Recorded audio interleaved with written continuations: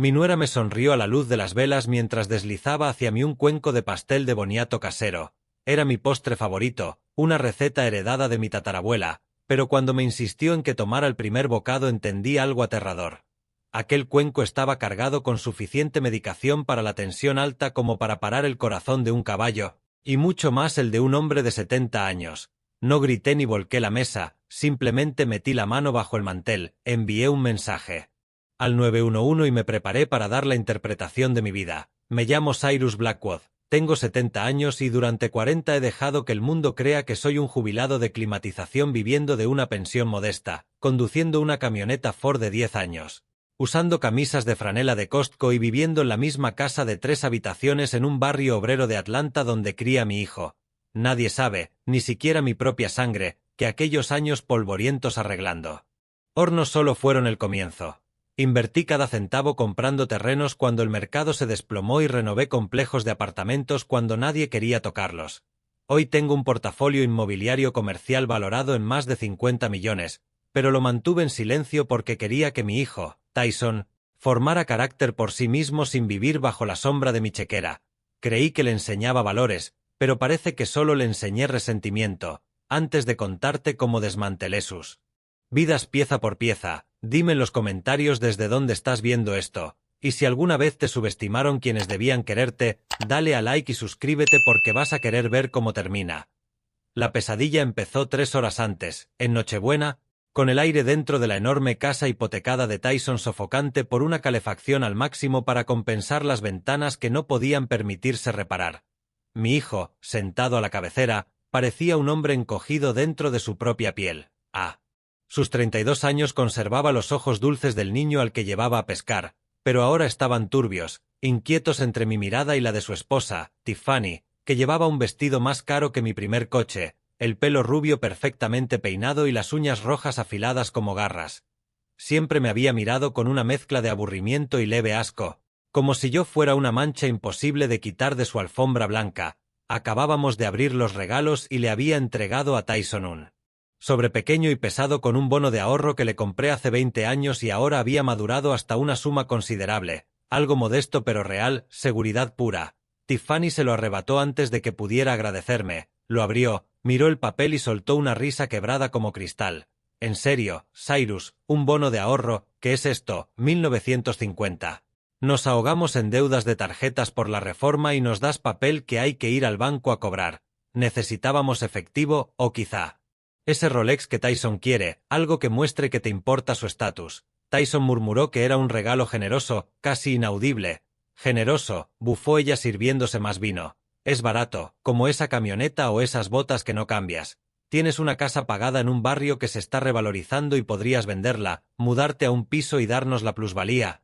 Pero no, prefieres guardarlo todo, eres egoísta. Sentí el dolor habitual en el pecho, no de corazón, sino de tristeza. Miré a mi hijo, esperando que me defendiera, que dijera que trabajé por esa casa, que lo puse en la universidad, que soy un buen hombre, pero Tyson guardó silencio y bebió. Entonces llegó el mareo, repentino, con náuseas que inclinaron la habitación. Había comido unas cucharadas de la crema de langosta que Tiffany sirvió antes, demasiado salada, cargada de especias. Me aferré a la mesa. Solo necesito agua, dije levantándome torpemente, pero ella adoptó un tono dulce y falso. Siéntate, te la traigo, descansa. Estás fatal. Insistí en caminar y salí tambaleándome por el pasillo lleno de fotos de viajes que no podían permitirse. Cabo, París, Aspen, sin una sola foto mía ni de mi difunta esposa, Beatrice, un altar a su vanidad. Me dirigí a la cocina para tomar agua fría, la puerta entreabierta, y escuché susurros y cerámica. Me detuve, pegué la espalda a la pared y miré por la rendija. Tiffany estaba ante la isla de mármol con un cuenco grande del relleno de pastel de boniato y a su lado un mortero y un reguero de pastillas azules, mis beta-bloqueadores de alta dosis para la arritmia. Los trituraba hasta hacerlos polvo y los vertía en la mezcla. ¿Cuántas usaste?, susurró Tyson, pálido con el móvil en la mano. Todas, siseó ella, removiendo hasta disolver el azul. ¿No será demasiado?, preguntó él buscando en Google. Dice que una sobredosis provoca paro cardíaco en 1 hora. Deja de ser cobarde, lo cortó. Es viejo, tiene historial, nadie sospecha si su corazón falla después de una cena. Pesada, llamamos al 911, lloramos y decimos que tuvo dolores en el pecho, es perfecto. Pero es asesinato, balbuceó él. Es un obstáculo, dijo ella golpeando la cuchara. ¿Quieres perder la casa? ¿Quieres que los tipos de Viper Capital vuelvan a romperte las piernas por tus deudas de juego? Necesitamos su seguro de vida y la plusvalía de su casa ahora. No en 10 años cuando muera solo. Es misericordia. Tyson aceptó temblando. De acuerdo, solo asegúrate de que se lo coma todo. Sentí la bilis en la garganta, mi propio hijo, aquel al que enseñé a montar en bici, a negociar, ahora investigando cómo matarme. El mareo se evaporó y lo reemplazó una claridad helada. La sopa había sido una prueba, el plato principal era el pastel. Retrocedí en silencio al salón, con las manos temblando de pura furia. Saqué el móvil, no llamé de inmediato. Necesitaba pruebas y un testigo. Envié un mensaje al 911. Posible envenenamiento en progreso, varón 70 años, dirección. 422 Oak Creek Lane, sospechosos preparando dosis letal en comida, llegada silenciosa. Luego escribí a Reggie King, mi abogado y hermano de guerra en Vietnam, el único que conocía mi imperio. Código Omega, actívalo, cruzaron la línea, trae al equipo al hospital, envié y borré. Justo entonces Tiffany salió con el cuenco sonriendo como serpiente y Tyson llevando platos. Aquí tienes, mejor vamos al postre, es tu favorito, dijo ella colocando el cuenco. Olía a canela y nuez moscada. Pero también a traición. Miré el cuenco, miré a mi hijo y supe qué hacer. No iba a comer, pero haría que creyeran que sí. Fingí dolor, me llevé la mano al pecho y me dejé caer.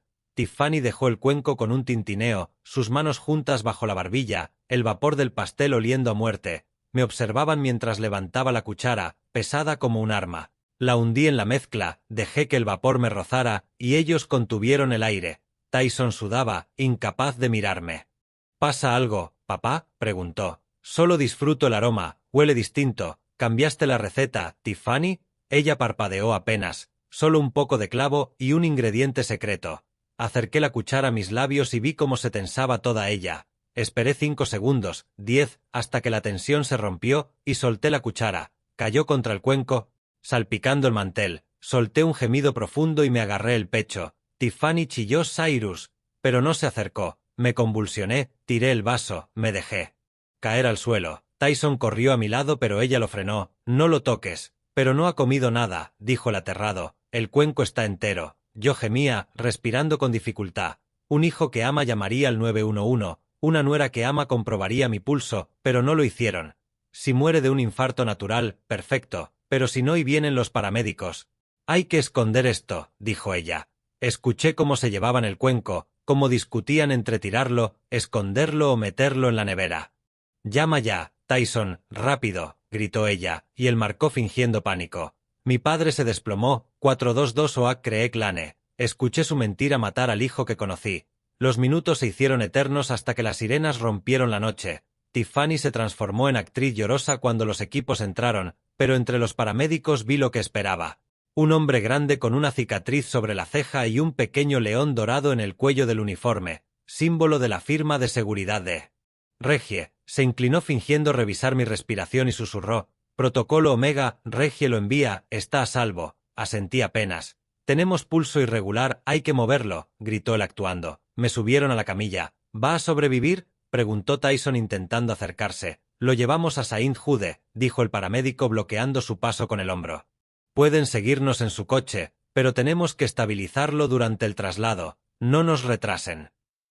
Espera, gritó Tiffany. Necesito su tarjeta del seguro, tengo que... Tenemos todo lo necesario en el sistema, la interrumpió el sanitario, nos lo llevamos. Me sacaron a la noche fresca. Al subir la camilla a la parte trasera de la ambulancia, alcancé a ver por última vez a mi hijo y a su esposa en la puerta de aquella casa carísima que, de un modo u otro, había pagado yo. Se veían pequeños, asustados y por primera vez en toda la noche, parecían darse cuenta de que habían perdido el control. Las puertas se cerraron de un portazo y me quedé dentro con el sanitario. La sirena empezó a aullar y la ambulancia arrancó. El hombre bajó la mascarilla de oxígeno un poco. Ya puede relajarse, señor, dijo. Hemos asegurado la muestra de la cocina mientras la policía cerraba el perímetro. Mi compañero sacó el cuenco de la basura. Tenemos la prueba. Cerré los ojos y, por fin, dejé que las lágrimas salieran. Estaba vivo. Estaba a salvo. Pero mientras la ambulancia cruzaba las calles oscuras de Atlanta, entendí que lo verdadero apenas empezaba. Había sobrevivido al veneno, ahora me tocaba convertirme en el veneno. La habitación del hospital olía a lejía y aire acondicionado frío, un olor estéril que no lograba tapar del todo el tufo de enfermedad. Permanecía inmóvil en la cama estrecha, ojos cerrados, respiración superficial y rítmica. Los cables del monitor cardíaco tiraban levemente de mi pecho y la máquina marcaba un pitido hipnótico y constante, el metrónomo de mi actuación. Regie lo había orquestado todo a la perfección. El médico que me ingresó estaba en su nómina, un hombre que sabía guardar secretos y simular un coma. Yo debía parecer inconsciente, un tipo atrapado entre la vida y la muerte tras un brutal evento cardíaco. Para cualquiera que mirara, era casi un vegetal. Para la cámara oculta en el detector de humo sobre mi cama, era un cebo. La puerta pesada chirrió al abrirse. No me moví. Escuché el taconeo sobre el linóleo. Tiffany, luego el arrastre de unas suelas de goma. Tyson. No hablaron al principio. No corrieron a tomarme la mano. No le preguntaron a la enfermera, que convenientemente se había ausentado, si iba a sobrevivir. El silencio pesaba, roto solo por el roce de la ropa. «Revisa la puerta», susurró Tiffany, cortante e impaciente, «asegúrate de que no viene nadie». «Está despejado», murmuró Tyson. Sentí una presencia inclinarse sobre mí. No reconfortaba, era como un buitre sobre un cadáver. Noté manos en mi cuerpo, pero no buscaban fiebre. Palpaban los bolsillos de mi abrigo de lona, colgado en la silla junto a la cama. Escuché el velcro de mi cartera abrirse. $40, siseó Tiffany, llena de desprecio. $40 y una tarjeta de Blockbuster de 2004. Jesús, Tyson, tu padre vivía como un mendigo. ¿Dónde está el resto? ¿Dónde están las tarjetas? Guarda efectivo en una lata de café bajo el fregadero, susurró Tyson. Nunca se fió de los bancos para el día a día, ya lo sabes. Patético, escupió ella. Oí cómo tiraba la cartera sobre la mesilla. Da igual, ese efectivo son migajas comparado con el premio de verdad. Saca los papeles, tenemos que hacerlo antes de que despierte o se muera. Me mantuve con el pulso estable a puro control mientras escuchaba el crujido de un papel grueso desplegándose, sonaba a documento oficial. «Es esto», dijo Tyson con la voz temblorosa, «el poder general. Bajé la plantilla esta mañana, nos da control sobre todo, decisiones médicas, inmuebles, cuentas bancarias. Si lo ejecutamos, podemos liquidar sus activos antes de que el juzgado de sucesiones vea siquiera un certificado de defunción». «Pero no puede firmar», cortó Tiffany. «Míralo, está fuera de combate». «Por eso trajimos la almohadilla de tinta», respondió Tyson. Sección 4, párrafo 3. La firma por marca o huella es válida si la persona no puede firmar por incapacidad médica, siempre que haya testigos. «¿Y quién hace de testigo?», preguntó ella. «Yo», dijo Tyson, «y tú». Diremos que despertó un segundo, lúcido, que asintió y le ayudamos a guiar la mano. ¿Quién le va a discutir nada al hijo y la nuera destrozados? La lógica era aterradoramente sólida y, al mismo tiempo, totalmente ilegal. Sentí el colchón hundirse cuando Tiffany se sentó al borde de la cama. Concentré toda mi fuerza en mantener los párpados quietos y no apretar los dientes. «Dame la almohadilla», ordenó. Noté su mano fría y pegajosa agarrar mi muñeca derecha. Levantó mi brazo, pesado y suelto, y yo me aseguré de que se notara ese peso muerto. Guiaba mi mano hacia una cajita de plástico que debía de haber dejado en la mesilla. «Ábrele la mano», mandó a Tyson, «está haciendo puño». No lo hacía a propósito. Era la postura natural de una mano que ha sujetado martillos y llaves durante 50 años. Las articulaciones, rígidas por la artritis, algo que Tyson sabría si alguna vez me hubiera preguntado cómo estaba. Él me abrió los dedos a la fuerza, separando el índice del pulgar y aplanando la mano sin delicadeza. «Sujétala», siseó Tiffany. Me agarró el pulgar, no lo guió, lo retorció, dobló la articulación hacia atrás para hundir la yema en la esponja de tinta. Sentí el frío húmedo. «Más fuerte», dijo, «necesitamos una huella nítida». Clavó sus uñas en el dorso de mi mano y utilizó su peso para aplastar mi pulgar contra la almohadilla. El dolor fue agudo e inmediato. Estiró tanto el pulgar que sentí el tendón al límite. Hizo falta toda la disciplina que aprendí en la selva de Vietnam para no retirar la mano y romperle la cara allí mismo. Seguí siendo una estatua. Vale, trae el papel, dijo.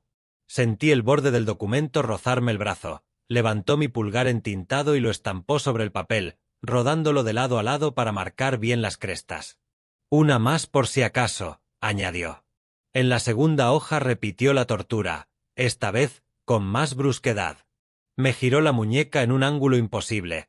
Sentí un chasquido en la articulación y un dolor caliente y eléctrico subir por el brazo. Solté un quejido bajo, involuntario, fácilmente atribuible a un moribundo. Está haciendo ruido, dijo Tyson, ya al borde del pánico. Date prisa. Ya voy, respondió ella. Listo. Dejó caer mi mano, que rebotó en las sábanas, palpitando. Notaba la tinta pegajosa secándose, una marca de su crimen. Limpiale eso, dijo Tyson. Si la enfermera ve la tinta, sospechará. Usa las toallitas húmedas.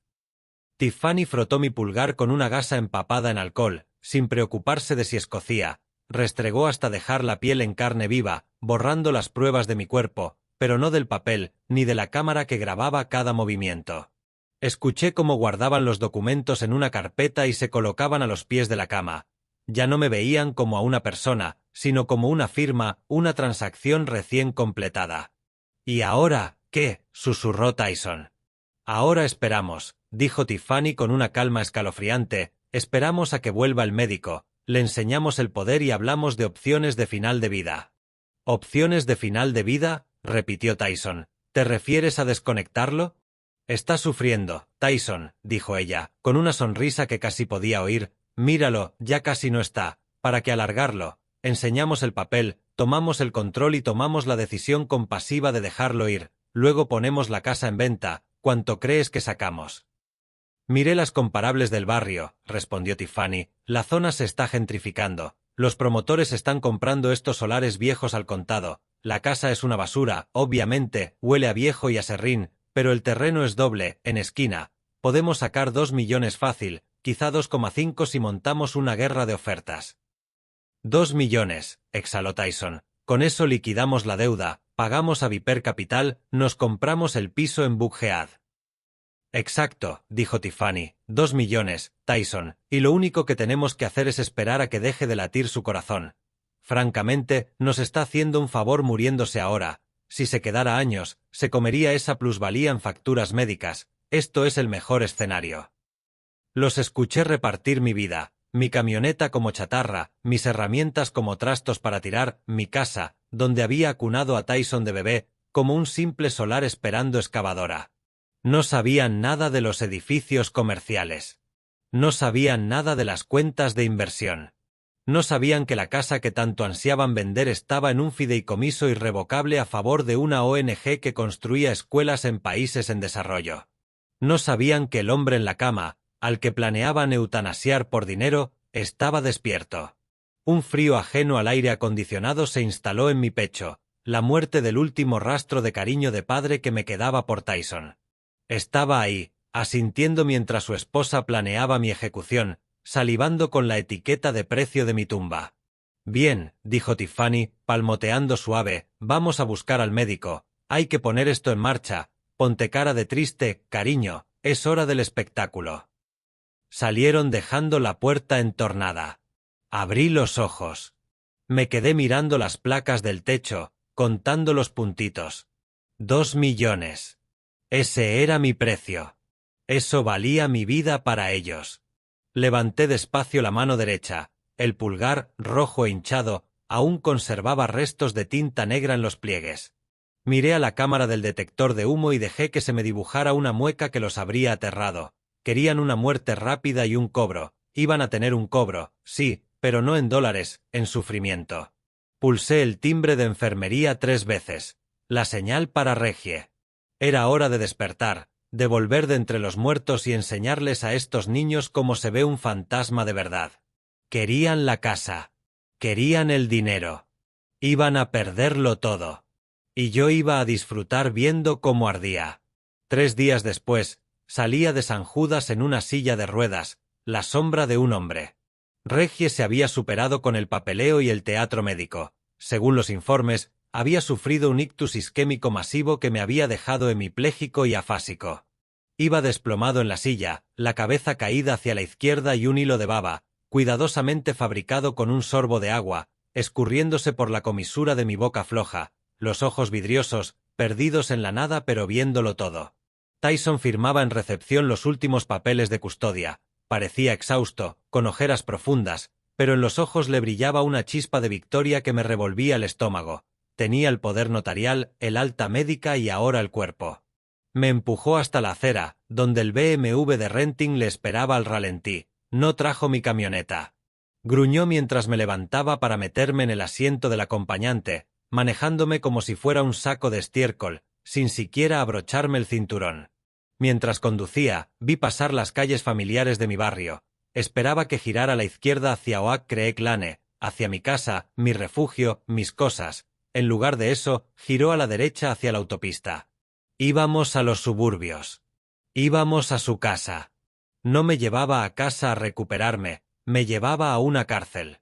Al entrar en su camino de entrada, Tiffany nos esperaba en el porche. No parecía contenta de verme, más bien me miró con repulsión abierta, cruzándose de brazos mientras Tyson me arrastraba fuera del coche. Prácticamente me cargó hasta la puerta, jadeando bajo mi peso, y yo me dejé ir, un peso muerto. No lo metas aquí, soltó Tiffany, bloqueando la entrada con el cuerpo. Acabo de limpiar las alfombras, Tyson. Si se hace algo encima las vas a pagar, huele a hospital y a viejo.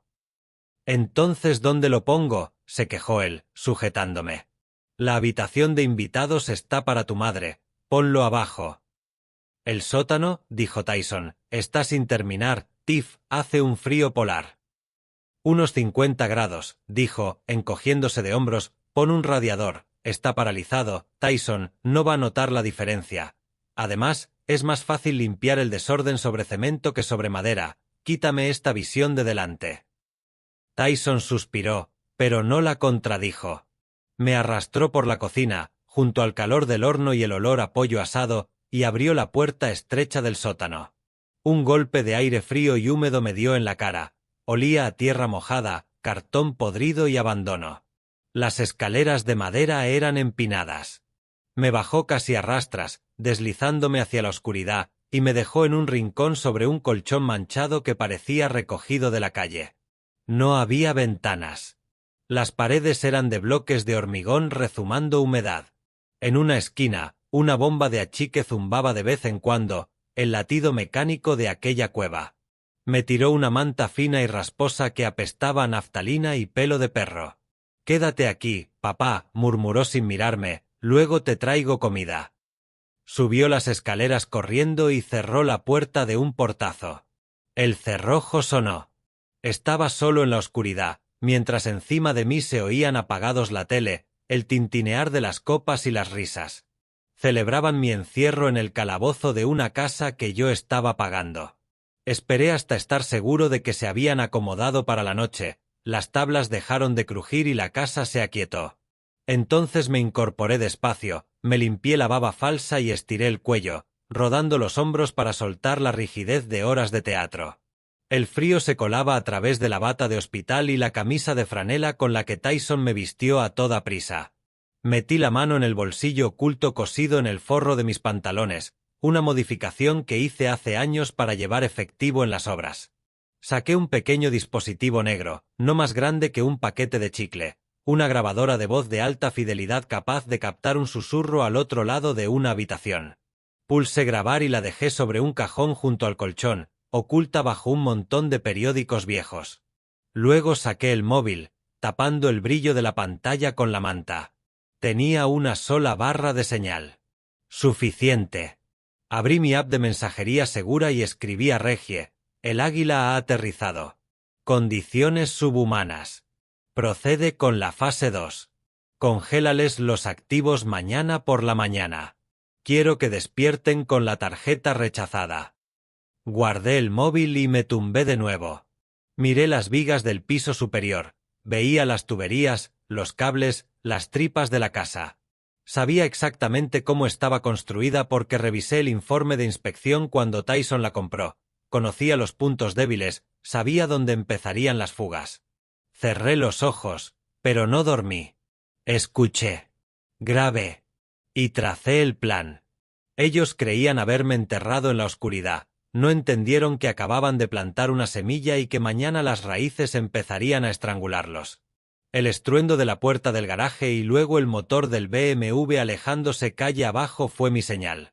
Permanecí quieto exactamente 3 minutos, contando los segundos como antes contaba el fraguado del cemento. Cuando estuve seguro de que se habían ido, me senté. La espalda protestó por el suelo helado, pero la ignoré. El anciano débil del ictus desapareció. En su lugar se levantó Cyrus Blackwood, maestro contratista. Fui hasta las escaleras del sótano, subiendo con pasos firmes y silenciosos. La puerta de arriba estaba cerrada con un pestillo sencillo de privacidad, pensado para mantener a raya a niños pequeños o visitas molestas. Tyson nunca fue manitas. No entendía que un cierre es tan fuerte como el marco que lo sostiene. Encontré un trozo de alambre rígido en una caja de adornos de Navidad. Doblé la punta en forma de gancho, subí y me arrodillé junto a la cerradura. Me llevó menos de 10 segundos. Sentí los pernos ceder, el muelle comprimirse y, con un clic suave, el pomo giró. Abrí y entré en la cocina. La casa estaba en silencio. Me moví deprisa, esquivando las tablas que crujían y que había localizado la noche de la cena. Mi objetivo era el despacho, al fondo del pasillo. La puerta era de roble macizo, un barniz de calidad tapando un alma de aglomerado barato. También estaba cerrada. Saqué de mi bolsillo una tarjeta de plástico del tipo de los programas de puntos. La deslicé entre la hoja y el marco, tanteando el resbalón, apliqué presión, angulé la tarjeta y empujé. La puerta cedió. Estaba dentro. Me senté en la enorme silla de cuero de Tyson, rechinó bajo mi peso. El escritorio era una zona de desastre, un caos de sobre sin abrir y papeles arrugados, el espacio de un hombre que se está ahogando. Empecé por la pila de la izquierda, avisos de pago vencido, últimas notificaciones, cobros. Los aparté y encontré un sobremanila enterrado bajo un montón de revistas de coches. Lo abrí. Dentro había una carta del banco donde Tyson decía ser vicepresidente. Era un despido, fechado hacía 2 años. No lo habían reubicado, lo habían echado por negligencia grave e incumplimiento de protocolos de cumplimiento. 2 años. Llevaba 2 años levantándose cada mañana, poniéndose el traje y saliendo de casa a fingir que iba a trabajar. Sentí un punzón de lástima que se apagó con el siguiente documento que encontré, un extracto de una tarjeta Platinum MX, con un saldo brutal de $80.000, luego otro de una Visa con $50.000. En total, encontré extractos de 6 tarjetas distintas. La deuda total rondaba los $300.000. Revisé los movimientos de las tarjetas. Era un catálogo de narcisismo.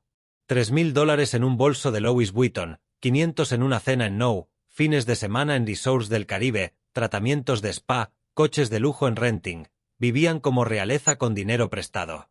No es que estuvieran simplemente en números rojos.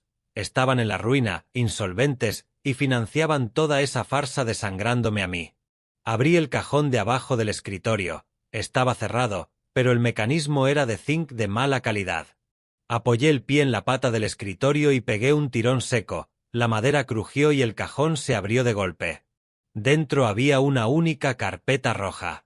La etiqueta en la pestaña me dio un vuelco al corazón. Viper Capital. Conocía ese nombre. Lo conocía muy bien.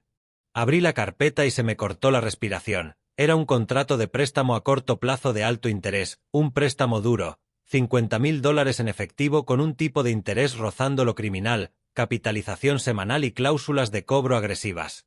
El tipo de préstamo que firmas cuando los bancos se ríen en tu cara.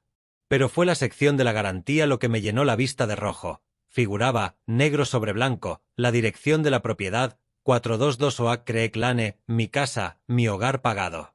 Y al final de la página, una firma, Cyrus Blackwood. Era una falsificación, un intento ridículo y tembloroso de imitar la firma que había estampado en los boletines de notas de Tyson y en sus cheques de cumpleaños. Me habían robado la identidad. Habían hipotecado mi techo con un prestamista depredador para pagar sus caprichos. Habían firmado mi nombre en un contrato que podía dejarme en la calle. Recorrí la tinta de aquella firma falsa con el dedo. Era reciente. Debían de haberlo hecho semanas atrás, por eso me necesitaban muerto. El primer pago habría vencido y no tenían forma de afrontarlo sin mi seguro de vida. Cerré la carpeta. Las manos ya no me temblaban, la ira se había cristalizado en algo frío y sólido. Habían hecho un trato con el diablo y no sabían que el diablo estaba de pie en su despacho. En cuanto cerré la puerta del despacho a mi espalda, saqué el móvil del bolsillo. La mano estaba firme, pero el corazón me golpeaba las costillas como un mazo contra el hierro. Llamé a Regie. Contestó al primer tono, con su voz seca y profesional. ¿Estado?, preguntó. Viper Capital, dije en voz baja. Le deben a Viper Capital 50.000, y usaron mi casa como aval con una firma falsificada en un pagaré de alto interés. Hubo una pausa en la línea y luego una risita áspera, como hojas secas arrastradas por el suelo. ¿Qué te hace gracia, Regie?, solté, con la irritación subiéndome. Cyrus, dijo, tú de verdad no miras los informes trimestrales del Fondo de Riesgo Diversificado, ¿verdad? Te pago para que los mires tú, respondí. Viper Capital es una sociedad pantalla de Blackwood Holdings, explicó Regie. Compramos su cartera hace 6 meses como activo en dificultades. Es tu dinero, Cyrus, te estás prestando a ti mismo. La ironía me golpeó como un puñetazo. Casi me reí. Mi hijo me robaba para pagarle a un usurero que en realidad era yo. Yo era el depredador y la presa. Entonces la deuda es mía, confirmé, por si acaso. Tú eres el dueño de la deuda, del papel y de los cobradores, afirmó Regie. Perfecto, dije, sintiendo como una sonrisa helada se me dibujaba en la cara. Suéltales la correa, quiero que el equipo de cobros llame a Tyson, que usen la voz intimidante, que le digan que el pagaré ha sido ejecutado, que tiene 24 horas para pagar los 50.000 íntegros o se ejecutan los bienes. Y, Regie. Sí, jefe. Diles que la seguridad personal no está garantizada. Eso es brutal, Cyrus, comentó. Intentó matarme con pastel de boniato, Regie, respondí, brutal es solo el principio. Bajé de nuevo al sótano apenas unos minutos antes de oír el portón del garaje. Me acomodé en el colchón, recolocando las extremidades en la postura rota y conocida del supuesto víctima de ictus. Dejé la boca floja y fijé la vista, vacía, en el muro húmedo de bloques de hormigón. Arriba oía el peso de los pasos de Tyson y el tac-tac de los tacones de Tiffany. Ya venían discutiendo antes de cruzar la puerta. Tenemos que vender las joyas, decía Tyson con la voz aguda y tensa, es la única forma. No vamos a vender mis joyas, chilló Tiffany, esos son mis activos. Entonces sonó el teléfono. No el fijo de casa, el móvil de Tyson. Un timbrazo agudo cortó la discusión como un cuchillo. El silencio que siguió pesó. Diga, contestó Tyson, la voz le temblaba. Escuché como probablemente se le iba la sangre de la cara. Pude imaginar la voz al otro lado. El jefe de seguridad de Regie, un tipo llamado Marcus, que sonaba como grava en una batidora. ¿Cómo que inmediatamente?, chilló Tyson. El contrato decía, no, por favor, necesito más tiempo, mi padre está. Escuchó un momento y luego soltó un jadeo, un sonido de terror puro. Esta noche no puedo reunir 50.000 esta noche. Por favor, tenemos una casa, vale 2 millones, solo necesitamos liquidar. La voz lo cortó. La llamada se terminó. Oí el golpe del teléfono contra la encimera de granito. Han ejecutado el pagaré, susurró Tyson, su voz se coló entre las tablas, fina y aterrorizada. Viper, dicen que la firma parece sospechosa, que están auditando las garantías, quieren el efectivo. Esta noche, chilló Tiffany, subiéndole un tono al pánico. O mandan un equipo, dijo Tyson. ¿Un equipo?, repitió ella, ¿como sicarios?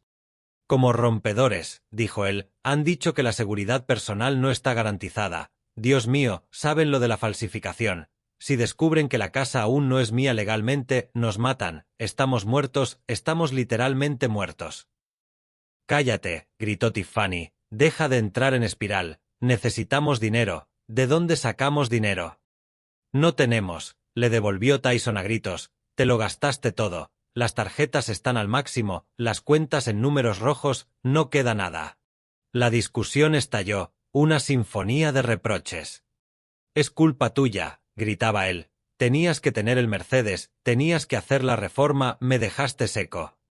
¿Mía?, chilló Tiffany. Tú perdiste el trabajo hace 2 años y fuiste demasiado cobarde para decirlo. Tú eres el que va disfrazado de banquero mientras juegas a la consola en el Starbucks. Yo soy la que mantiene las apariencias. Las apariencias no pagan al tiburón.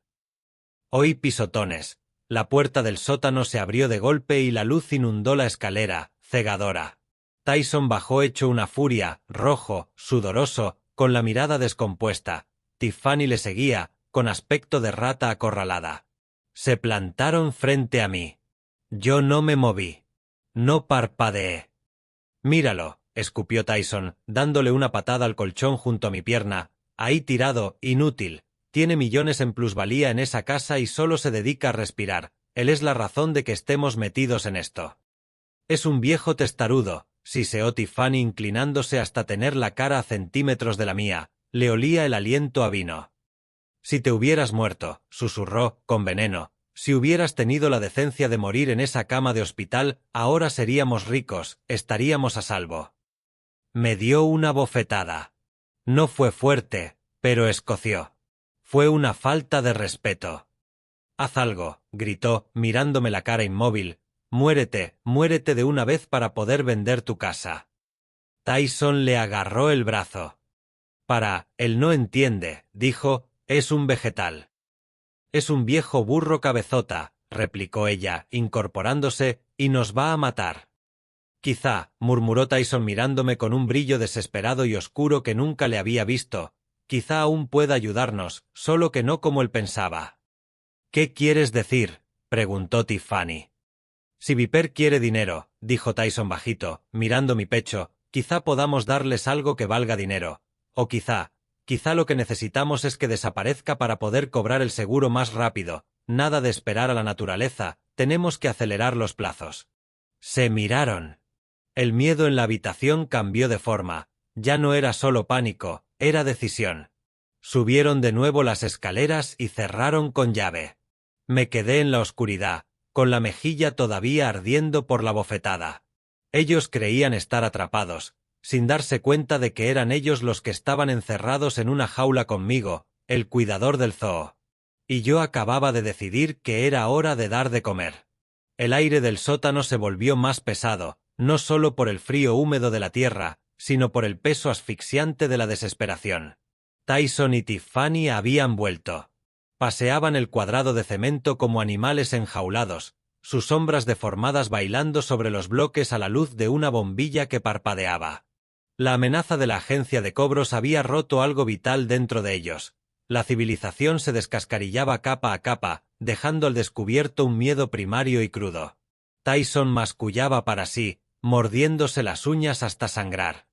50.000. Necesitamos 50.000 para la mañana o mandan a los rompedores. Estamos muertos, Tiffany, muertos. Tiffany dejó de pasear. Se plantó junto a mí, su silueta alargada y distorsionada. Me miró con una frialdad clínica mucho más aterradora que sus estallidos de ira anteriores. Ya no estaba enfadada, estaba calculando, me evaluaba no como a un suegro, sino como a un conjunto de activos biológicos. No estamos muertos, Tyson, dijo sin emoción, solo tenemos que ser creativos, tenemos un recurso aquí mismo que no estamos utilizando. Tyson la miró confundido. ¿Qué quieres decir?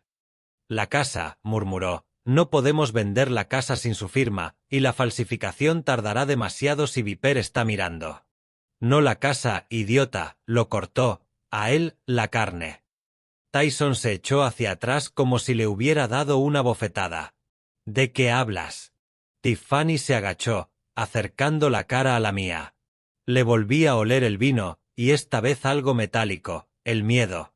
Escuché una historia una vez, susurró, con los ojos recorriendo mi cuerpo. Una amiga de la facultad conocía a un tipo. Pagan muy bien por órganos viables en México. Riñones, hígados, córneas, incluso injertos de piel. Es viejo, pero está sano. El corazón es débil, sí, pero el resto vale dinero. Tyson casi vomitó. ¿Quieres trocearlo? ¿Quieres vender a mi padre por piezas? ¿Estás loca, Tiff? Eso es lenguaje de monstruo. Tiffany se incorporó y le cruzó la cara de un manotazo. El golpe sonó fuerte y húmedo, rebotando en las paredes de hormigón. Tyson se tambaleó, agarrándose la mejilla. «Despierta», gritó. «Vienen hombres a rompernos las piernas y quemar la casa. ¿Crees que les importa la moral? ¿Crees que les importan tus traumas con papá? Estamos hablando de supervivencia, Tyson. Nosotros o él. Y míralo». Le dio una patada al colchón junto a mi cabeza. «Es un vegetal, ya se está yendo, solo reciclamos. Lo metemos en el coche esta noche, cruzamos la frontera, hago una llamada, lo entregamos y volvemos con 50.000 en efectivo. La deuda desaparece, somos libres y nadie sabrá nada. Diremos que se desorientó, que el ictus lo confundió y se perdió en el bosque. Pasa continuamente». Tyson me miró, luego a ella. Vi la batalla en sus ojos, el último hilo de conciencia peleando contra su cobardía. Miró mi cara gris, la mandíbula caída, las extremidades colgando. Miró a su mujer, la que controlaba cada uno de sus alientos. Miró la puerta, donde imaginaba a los sicarios esperando. Bajó los hombros. «¿Cómo lo llevamos?», susurró, roto. «Lo cargamos en el maletero», dijo Tiffany, con una sonrisa cruel extendiéndose en su cara, como si fuera equipaje. Sentí como el último lazo de afecto familiar se rompía, no con un estruendo, sino con un suspiro triste y silencioso. No eran solo codiciosos ni solo unos malcriados, eran depredadores. Habían cruzado la línea de hijos descarriados a monstruos. El pastel de boniato había sido un intento de asesinato limpio y silencioso, una muerte piadosa en su retorcida lógica. Pero esto era carnicería, profanación. Planeaban vaciarme como a una calabaza y vender las semillas. Entendí que mi plan de asustarlos para darles una lección sobre dinero y gratitud ya no bastaba. A un perro rabioso no se le educa, se le sacrifica. Esto ya no era una partida de ajedrez, era guerra total y absoluta. Noté el frío del cemento en la espalda y hice un juramento silencioso al hijo que un día quise. «Quieres venderme por partes, Tyson, quieres cambiar mi vida por tu libertad. Voy a despojarte de todo, te quitaré la libertad, el futuro y hasta el nombre. Vas a desear que los matones te hubieran encontrado, vas a desear no haber abierto nunca esa puerta del sótano». Cerré los ojos y calmé la respiración, esperando a que subieran a preparar su plan. Creían que yo era la mercancía, no sabían que era la bomba, y el temporizador acababa de llegar a cero. El salto de la tumba del sótano a la planta principal fue brutal, no por el calor, sino por el ruido. La casa vibraba con los graves de una música que no pertenecía a un barrio residencial y el aire estaba cargado del olor a colonia barata y desesperación. Tyson y Tiffany me habían arrastrado escaleras arriba una hora antes. Me quitaron la bata de hospital y forzaron mis miembros rígidos dentro de un traje viejo mío que habían rescatado de algún armario. Olía a cedro y a abandono, pero era necesario para su farsa.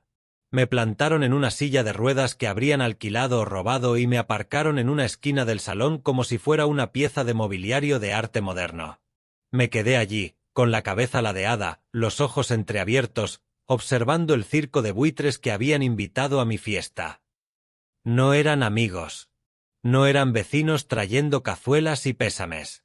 Eran tiburones. Reconocí el tipo de inmediato por mis años en el negocio. Prestamistas de dinero duro buscando un chollo, intermediarios inmobiliarios sin licencia que viven de la desgracia ajena, dueños de casas de empeño que no piden facturas. Tyson y Tiffany estaban organizando una venta de liquidación y yo era el inventario. Desesperados por reunir los $50.000 para Viper Capital antes del amanecer, estaban dispuestos a vender todo lo que no estuviera atornillado al suelo, incluyendo la escritura de mi casa, que reposaba en la mesa de centro entre botellas de cerveza vacías y canapés a medio comer. Observé a Tyson moverse por la sala, sudaba a través de la camisa, con la mirada saltando hacia la puerta cada pocos minutos, esperando que los matones la derribaran. Intentaba vender mis herramientas, mi camioneta e incluso el cableado de cobre de las paredes a un hombre con diente de oro y chaqueta de piel de serpiente. «Te doy 5.000 por la camioneta y las herramientas», dijo el tipo riéndose, sacudiendo ceniza sobre la alfombra. 5.000, chilló Tyson, solo la camioneta vale 20. No sin título y no rápido, se burló el hombre. ¿Quieres efectivo esta noche o quieres ponerte digno? Tyson cogió el dinero. Me ardió el corazón, pero no me moví. El verdadero horror era Tiffany. Presidía la reunión junto a la chimenea, con un vestido demasiado corto y una copa demasiado llena. Me presentaba ante la gente no como su suegro, sino como un activo.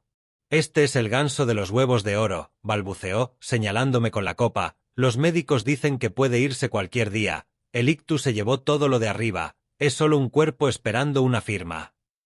Un hombre al que no reconocí se acercó a mí. Llevaba un traje que costaría más de lo que Tyson ganaba en un año, pero lo llevaba como disfraz. Olía a whisky caro y a podredumbre. Se inclinó, acercando la cara a la mía. Vi los capilares rotos de su nariz. Así que este es el viejo que bloquea el trato, dijo, echándome humo en la cara. Me dio un toque en el pecho con un dedo cargado con un anillo de oro pesado. Abuelo, ¿estás ahí dentro? ¿Me oyes? Yo miré por encima de su hombro, fijando la vista en una mancha de humedad del techo. Dejé que un hilo de baba se escapara de mis labios. ¡Qué asco!, se rió el hombre, enderezándose. Miró a Tiffany. Dijiste que era manejable, da repelús. Es inofensivo, se rió ella, acercándose. Mira. Se plantó frente a mí. La sala se quedó en silencio, los tiburones olieron sangre. Querían ver el espectáculo, comprobar lo roto que estaba el viejo. Tiffany mojó el dedo en su copa y me salpicó la cara con gotitas de vino. Despierta, Cyrus, canturreó, que hay fiesta. Las risas estallaron, un rebuzno cruel. Animada, dio un sorbo y luego inclinó la copa adrede. Un chorro de vino oscuro cayó sobre mis piernas, empapando el pantalón y manchando la camisa blanca. Parecía una herida de bala, parecía sangre. Ups, fingió llevarse la mano a la boca, se me ha resbalado. Miradlo, ni se inmuta, le gusta, seguro que tiene sed. Vació el resto de la copa sobre mi cabeza. El vino se me escurrió por la frente, me picó en los ojos, me nubló la vista, resbaló por la nariz, la barbilla y al suelo. Me quedé sentado, empapado en alcohol y humillación, mientras una veintena de desconocidos se reía de mi degradación. «Alguien que le haga una foto», gritó el del abrigo de serpiente, «que se la manden a la residencia, que ya va marinado de serie». Tyson miraba desde una esquina. No se rió, pero tampoco dio un paso al frente. Bebió un trago largo de la botella y apartó la mirada, incapaz de ver cómo su esposa bautizaba a su padre en burla. Era un cobarde. Un cómplice sin columna vertebral. No me limpié el vino de los ojos. No parpadeé. Dejé que escociera. Dejé que quemara, porque ese escozor era combustible. Aproveché el velo del vino para ocultar el movimiento de mis ojos mientras escaneaba la sala. No era un vegetal, era una cámara. Era una grabadora. Estaba archivando cada rostro. Memoricé al hombre del diente de oro. Lo conocía, regentaba un desguace clandestino en el Distrito Sur. Memoricé al del traje caro, un abogado inhabilitado famoso por amañar traspasos de escrituras fraudulentas. Memoricé a la mujer del rincón que no le quitaba ojo a la vitrina de porcelana de mi abuela. Era una reducidera de antigüedades robadas. Aquello no era una fiesta, era una reunión del subsuelo criminal, y mi hijo les había abierto la puerta de nuestra vida. Cada risa, cada insulto, cada gota de vino quedaba archivada en la trampa de acero de mi mente. Ellos creían burlarse de un anciano indefenso, no sabían que estaban prestando declaración para su propia acusación. Observé cómo Tiffany rellenaba su copa, brillaba con el poder de su crueldad. Se sentía intocable, convencida de haber ganado, de que deshumanizándome le resultaba más fácil venderme por partes. No entendía que lo que estaba haciendo era arrancar los últimos restos de misericordia que quedaban en mí. Me centré en Tyson, lo vi tomar el sobre de efectivo del dueño del desguace, $5.000 por toda una vida de trabajo. Se lo guardó en el bolsillo, con cara de náusea. Sabía que aquello estaba mal. Sabía que era maldad. Pero lo hacía igual. Ese era su pecado. El pecado de la debilidad. Sentado en mi charco de vino, miré el reloj de la repisa, casi medianoche. El plazo de pago a Viper Capital se acercaba. La desesperación en la sala estaba a punto de dispararse. Y ahí sería cuando él entraría. Regie. Había calculado el mensaje a la perfección horas antes. Sabía que estaría fuera, vigilando la casa, esperando mi señal para hacer su entrada. El escenario estaba listo, los villanos, borrachos y distraídos, la víctima, debidamente ensangrentada y humillada. Era el momento de que llegara el héroe. No para salvar el día, sino para cerrar la trampa. Miré a Tiffany por última vez, riendo, derramando vino, pavoneándose. Disfruta de la fiesta, querida, pensé. Bebe hondo, porque la resaca que vas a tener mañana te va a durar el resto de tu vida. Querías jugar con los peces gordos, querías nadar entre tiburones. Estás a punto de descubrir que hay algo en el agua mucho más grande y mucho más hambriento que tú, y está sentado justo delante de ti, cubierto de vino, esperando a que suene la campana. La puerta principal no se abrió con un timbrazo o un toque suave. Se abrió hacia adentro con una lentitud pesada y deliberada que impuso silencio incluso antes de que el hombre cruzara el umbral. Los graves del equipo de música parecieron apagarse en su presencia. El murmullo de los carroñeros se esfumó. Reggie King entró en el recibidor como un frente de tormenta sobre un campo de maíz. No llevaba los jerseys cómodos que usa cuando jugamos al ajedrez los martes. Aquella noche vestía un traje de 3 piezas gris carbón que valía más que el coche del aparcamiento. Encima, un abrigo largo de lana que hacía que sus hombros parecieran el marco de una puerta, y el rostro inmóvil, de una indiferencia fría como la piedra. Parecía exactamente lo que era, un hombre que mueve millones con una llamada y entierra vidas con una firma. Desde mi silla de ruedas empapada de vino, vi cómo la atmósfera de la casa pasaba de mercadillo caótico a velatorio. Los delincuentes de medio pelo que Tyson había invitado reconocieron el olor del depredador alfa. El del diente de oro agarró su chaqueta y se escurrió por la puerta trasera sin decir palabra. La reducidera de antigüedades de pronto encontró su teléfono fascinante. Reggie los ignoró a todos. Clavó la mirada en Tyson, que estaba junto a la chimenea, aferrado a una botella de cerveza como a un salvavidas. Cruzó el salón con paso pesado y marcado sobre la tarima. Se detuvo a unos 3 pies de mi hijo. No me miró a mí. No miró a Tiffany. Miró a Tyson con el aburrimiento con que un león observa a una gacela coja. Tengo entendido que hay un activo en dificultades a la venta, dijo Reggie, su voz grave resonando en mi pecho. Una propiedad residencial, parcela doble, ocupación inmediata, pago en efectivo.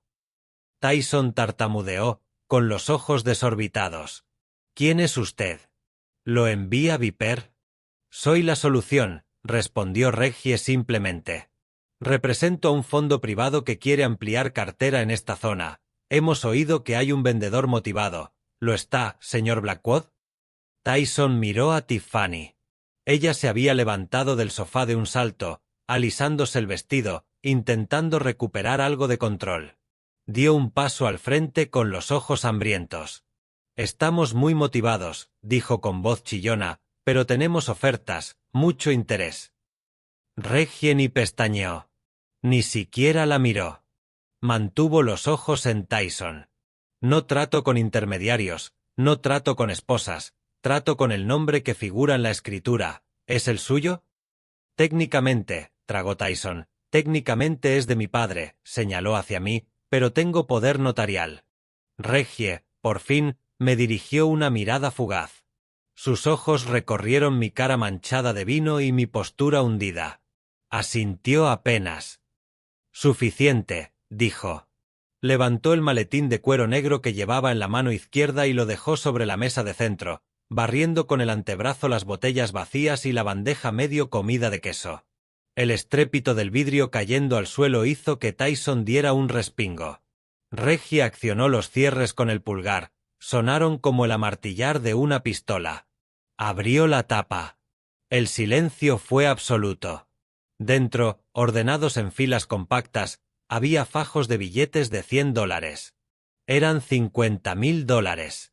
Exactamente la cantidad que necesitaban para saldar al prestamista. Exactamente la cantidad que creían necesitar para salvar la vida. Para ellos, aquello parecía salvación. Para mí, era cebo. Vi cómo se apagaba la luz en los ojos de Tyson, sustituida por una codicia primaria, animal. Dio un paso adelante con la mano extendida sin darse cuenta. Tiffany dejó escapar un pequeño gemido, llevándose la mano a la boca, con las pupilas reflejando el verde del dinero. Estaban hipnotizados. Borrachos con aquella visión. Olvidaron preguntar quién era realmente Reggie. Olvidaron preguntar por qué un desconocido aparecía a medianoche con efectivo. Olvidaron la cautela. Olvidaron el miedo. Solo vieron la salida de emergencia. «Eso es», susurró Tyson con la voz seca. 50.000, confirmó Reggie, efectivo, números de serie no consecutivos, sin bancos, sin esperas. Yo me llevo la escritura esta noche, tú te llevas el dinero esta noche, la deuda desaparece, el problema se resuelve. Miré a Tiffany.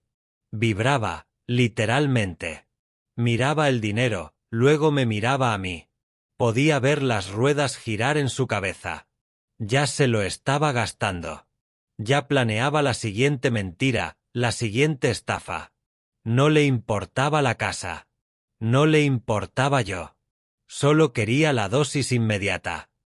Lo aceptamos, se adelantó, poniéndose delante de Tyson. Cerramos. ¿Dónde firmamos? Reggie sacó de su abrigo una única hoja. La dejó junto al dinero. Era un documento denso, lleno de letra pequeña. Sacó una estilográfica pesada y la depositó sobre el papel. Firma el propietario, dijo, justo en la línea de abajo. Pero él no puede escribir, protestó Tyson, arrancando la mirada del dinero un segundo. Tuvo un ictus, las manos no le funcionan. Reggie lo miró. Entonces usa su pulgar. Una huella dactilar es vinculante en el estado de Georgia para otorgantes incapacitados. Siempre que esté presenciada, yo seré testigo, tú serás testigo. Rebuscó en su bolsillo y sacó una pequeña almohadilla roja de tinta. La lanzó a la mesa, se deslizó hasta quedarse justo delante de Tyson. Hazlo, ordenó.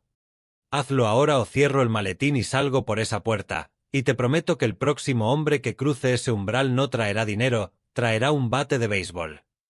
Tyson se estremeció. La amenaza de los rompedores seguía fresca. Miró el dinero. Miró la almohadilla. Me miró a mí. Yo permanecí inmóvil, dejando que la baba se acumulara en el cuello de la camisa. No hice ruido.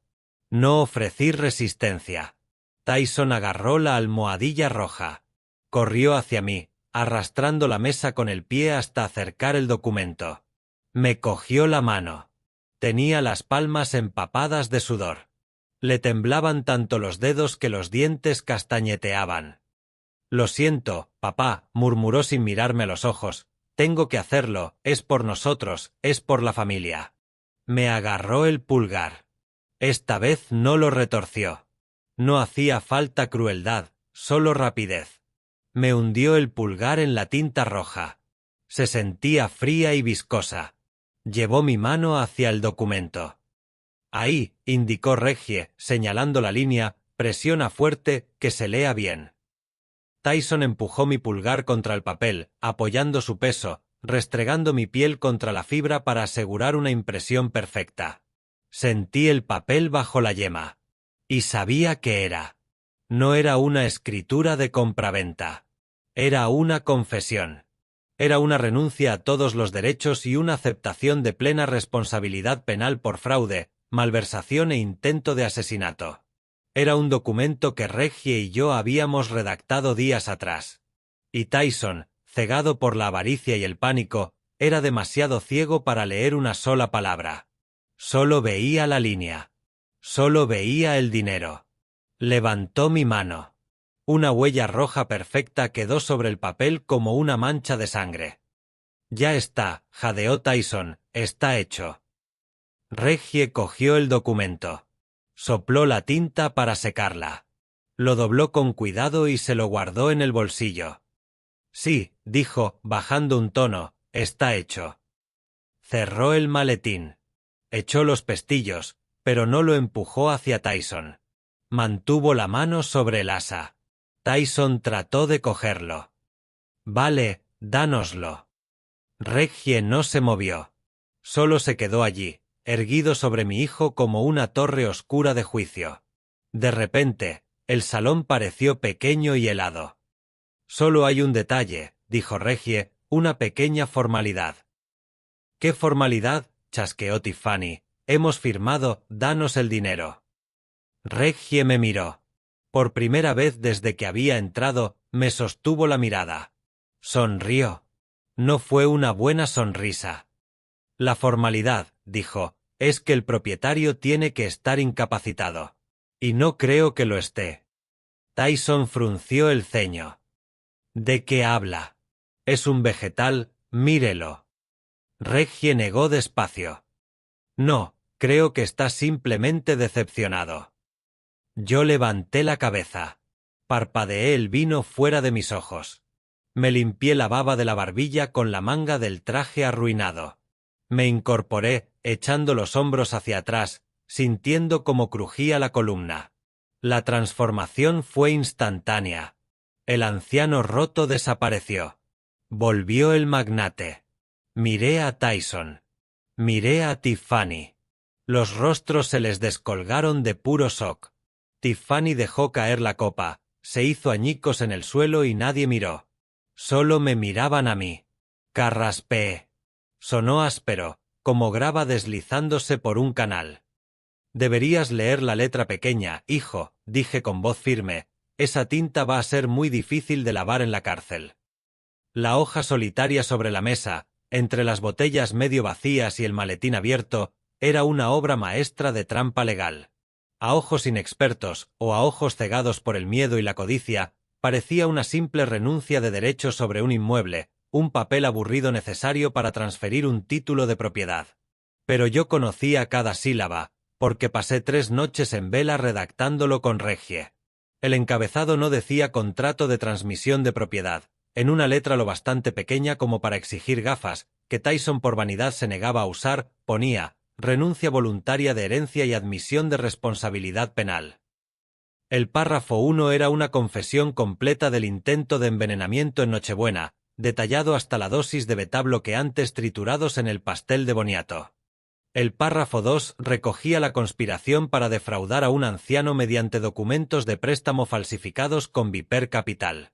El párrafo 3 era el golpe final, una cláusula en la que el firmante aceptaba toda la responsabilidad personal de las deudas contraídas a nombre del patrimonio Blackwood, devolviéndose sus propias deudas sobre sí mismo y despojándolo de cualquier derecho futuro sobre mis bienes. No era una venta. Era una nota de suicidio para su vida legal y financiera. Y estaba ahí, a la vista de todos, iluminado por la lámpara hortera que Tiffany había comprado con mi dinero robado. Todo lo que Tyson tenía que hacer era leer. Si hubiera leído la primera frase, habría sabido que la partida estaba amañada. Si hubiera leído la letra pequeña, habría entendido que Reggie no era un salvador, sino un verdugo. Pero no leía. Miraba los fajos de billetes, con las pupilas tan dilatadas que casi no se le veía el iris. Veía salvación. Veía una salida del hoyo que él mismo cavó. No veía la trampa cerrándose en torno a su tobillo. No veía que ese papel no era un billete hacia la libertad, sino un pase directo a una prisión federal. Tyson agarró la almohadilla roja como un yonki va por su dosis. Arrastró la mesa, que chirrió sobre la tarima y puso a los pocos invitados que quedaban con los nervios de punta. No me miró. No pudo mirar al rostro del padre al que traicionaba por segunda vez en una semana. Me cogió la muñeca con manos frías y sudorosas, ardientes de una energía febril.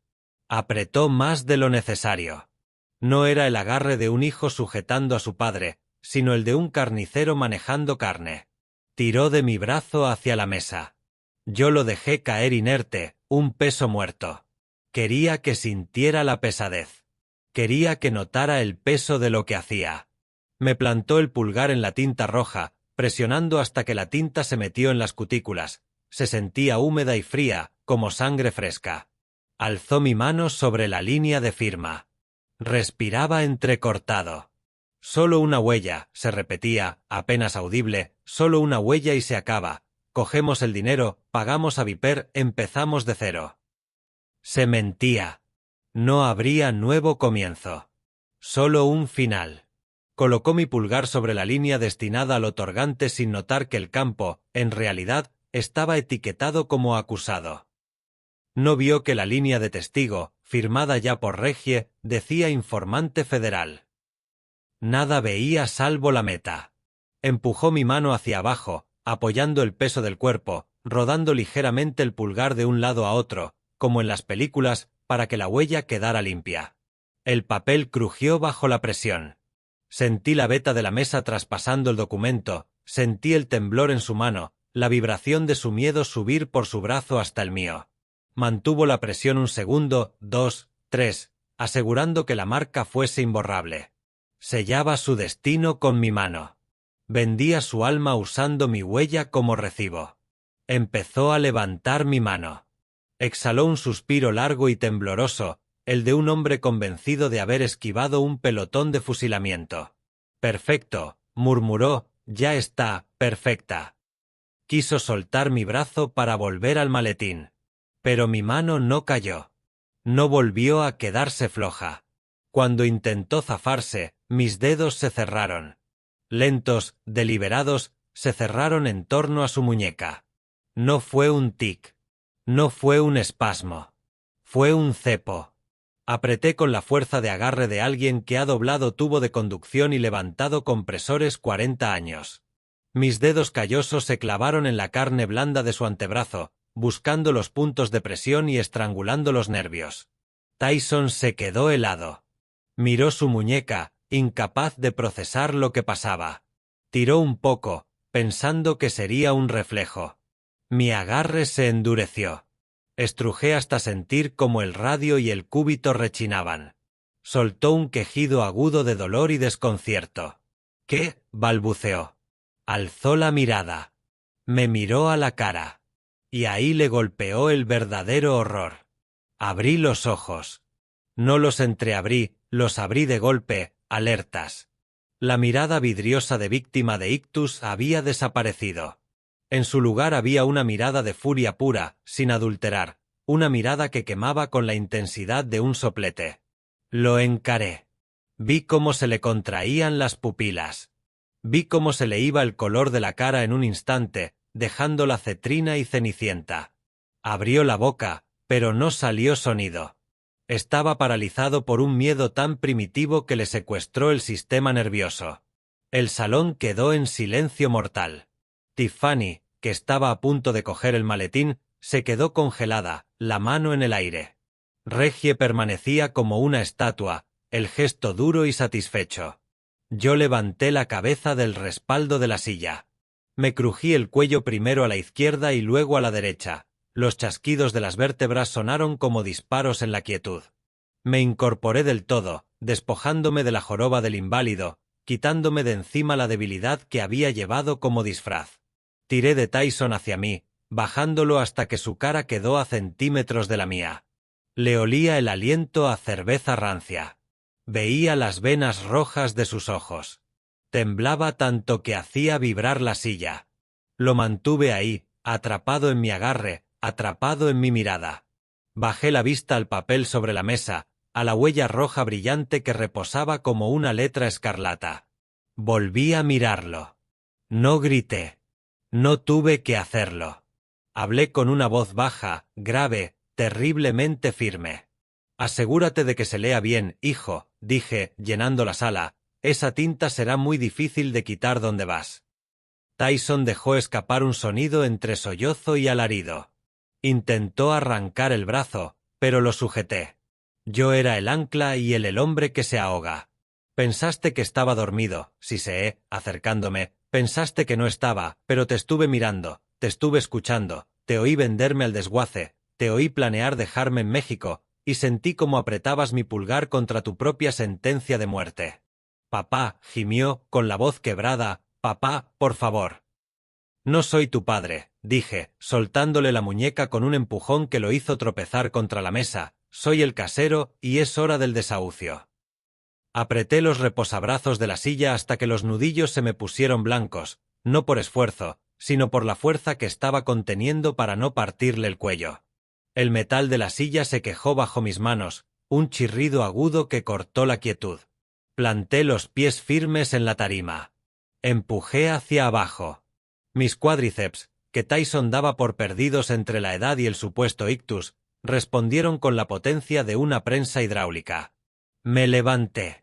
No fue el intento tembloroso de un enfermo. Fue un despliegue lento y deliberado de altura y fuerza. Me erguí hasta alcanzar mi 1,90 m, dominando la estancia como un monolito. Miré la silla de ruedas que había sido mi celda una semana. Con un ligero toque de la bota, la pateé. Salió disparada, girando hasta estrellarse contra la pared con un estruendo de metal y plástico. Llevé las manos a las solapas del traje apolillado que Tiffany me había obligado a ponerme. Estaba empapado en vino barato y en el ridículo de su desprecio. Apreté la tela entre los puños. Con un movimiento brusco y violento, me abrí la chaqueta de golpe. Los botones saltaron disparados, rebotando contra el suelo y golpeando la mesa de centro como granizo. Me quité la tela pesada y empapada de los hombros y la dejé caer hecha un montón viscoso en el suelo. Arranqué la camisa manchada de debajo, arrancando los botones de la tapeta hasta que quedó colgando abierta. Debajo llevaba un chaleco táctico y una camisa de vestir entallada color carbón que Reggie me había traído en la ambulancia. Me ajusté los puños, me coloqué el cuello, pasé la mano por la cabeza, alisando mi pelo gris. Rodé los hombros hacia atrás, sintiendo como las vértebras volvían a encajar en su sitio. La transformación fue total. El anciano encorvado y babeante desapareció. En su lugar estaba de pie Cyrus Blackwood, el hombre que había levantado rascacielos desde el barro y negociado acuerdos con gente mucho más peligrosa que estos parásitos de suburbio. El sonido de la copa de vino de Tiffany estrellándose contra el suelo sonó como un disparo. El cristal se hizo añicos, esparciendo vino tinto y fragmentos sobre sus impecables tacones blancos. Ella no miró hacia abajo. No se movió. Tenía los ojos clavados en mi cara, tan abiertos que parecía que se le iban a salir de las órbitas, como si su cerebro no pudiera procesar lo que estaba viendo. La boca le quedó colgando, un grito mudo atrapado en la garganta. Dio un paso tembloroso hacia atrás, con las piernas tan flojas que pensé que se desplomaría. Miró a Tyson, luego a Reggie, luego de nuevo a mí, intentando resolver una ecuación que no tenía solución. Su rostro era una máscara de terror puro, sin adulterar. La arrogancia, la superioridad engreída, la crueldad, todo se le escurrió de la cara, dejando solo una cáscara pálida y temblorosa. Tyson seguía en el suelo donde lo había empujado. Retrocedió a la carrera como un cangrejo, empujándose con los talones hasta que la espalda chocó contra el sofá. Estaba hiperventilando, el pecho subiendo y bajando en jadeos cortos y bruscos que sonaban como un motor a punto de gripar. Parecía un niño que acaba de ver salir un monstruo de debajo de su cama, solo que el monstruo resultaba ser su propio padre. Intentó hablar, pero solo salió de su garganta un silbido agudo. Se agarraba el cuello del camisa como si se estuviera ahogando. Los invitados, los tiburones, los buscavidas, los reducidores que se estaban riendo de mí hacía 5 minutos, ahora eran estatuas de miedo. Conocían el olor del poder. Conocían el aroma de un depredador, y ahora lo percibían saliendo de mí en oleadas. El aire en la habitación había cambiado. Ya no era una fiesta. Era una jaula. El del abrigo de piel de serpiente intentó escabullirse hacia la puerta trasera, con los ojos dando vueltas buscando una salida. Reggie se aclaró la garganta, un sonido como piedras moliéndose, y se cruzó en su camino, bloqueando la salida con su enorme cuerpo. Cruzó los brazos sobre el pecho, haciendo crujir las costuras de su chaqueta. «Nadie se va», retumbó Reggie, con una voz que hizo vibrar las ventanas. «La sala está sellada». El pánico comenzó a propagarse entre la multitud. Una mujer junto a la cocina dejó caer el bolso, desparramando cubiertos robados por las baldosas. Un hombre junto a la ventana derramó cerveza sobre su camisa. Se miraron entre ellos, dándose cuenta de que estaban atrapados, dándose cuenta de que se habían burlado de un hombre que podía comprar y vender sus vidas antes del desayuno. Le habían tirado vino por encima a un hombre que comandaba un ejército. Vi al dueño del desguace llevarse la mano al bolsillo, quizá buscando un arma, pero se quedó congelado al ver la mirada fría y vacía en mis ojos. Lo entendió. Supo que si hacía un movimiento, no saldría de aquella casa por su propio pie. Di un paso adelante. Las tablas no crujieron esta vez. Parecieron solidificarse bajo mi peso. Caminé hasta el centro de la sala, pasando por encima del charco de vino y los cristales rotos, con las botas triturando los fragmentos. Me detuve en medio de la alfombra persa.